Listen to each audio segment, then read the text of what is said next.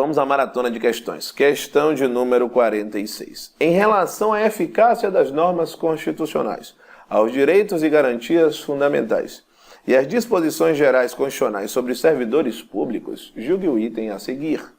A Constituição Federal, ao prever de forma exaustiva, o que quer dizer exaustiva? É o mesmo que dizer taxativa, ou seja, trata-se de uma lista fechada, ou seja, que não comporta outras possibilidades. Os direitos e garantias fundamentais dos indivíduos faz que sejam desconsiderados outros direitos humanos, mesmo que estejam previstos em tratados internacionais do caso do Brasil seja parte. Isso está errado. E por que está errado? Porque nós temos a determinação na Constituição do artigo 5º em seu parágrafo 2º, que assim aduz: os direitos e garantias expressos nesta Constituição não excluem outros decorrentes dos princípios e do regime por ela adotados, ou dos tratados internacionais do qual a República Federativa do Brasil seja parte.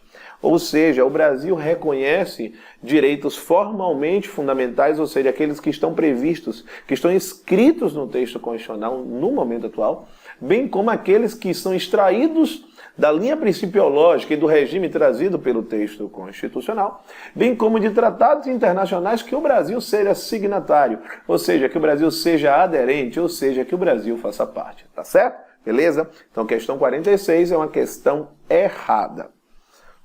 Bom, seguindo aí a nossa linha de raciocínio, questão 47.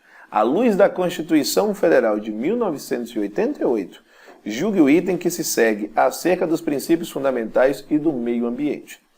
A Constituição vigente veda a prática de atividades desportivas que envolvam animais, por considerá-las cruéis, sendo irrelevante sob a ótica constitucional que a atividade seja registrada como patrimônio cultural brasileiro ou regulamentada por lei específica.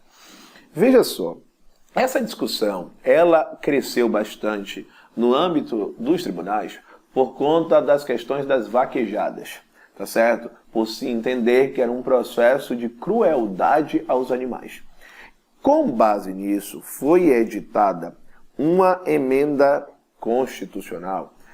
E essa emenda constitucional, ela alterou o artigo 17 da Constituição Federal para dizer o seguinte, que é possível a prática de atividades desportivas que envolvam animais, que isso não é considerado uma prática cruel, desde que seja analisado o patrimônio cultural brasileiro e haja regulamentação deste processo por uma lei específica. Então, o grande erro da questão é o afirmar que a Constituição vigente ela veda. Não, a Constituição ela possibilitou uma situação que era de diferentes entendimentos pelos tribunais brasileiros.